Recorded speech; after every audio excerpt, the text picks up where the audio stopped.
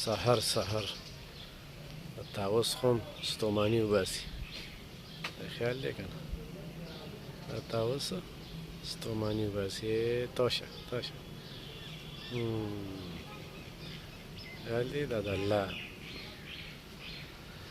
د الله وحدانیت دی دا وګوره دومره لوی دغه دی تاوس ټینګ کړی وي ښه وګورئ په نږدې نه ورته وښیم. Incoming voice call from 0347. ستاسو د وړاندې تاوس دې وخت کې خپله نظاره ښیي ستوماني وباسي دا دې اوس وګوره چترۍ چې کومه ده خوره شوه او دا چترۍ به چې کوم دی نو اوس کښېني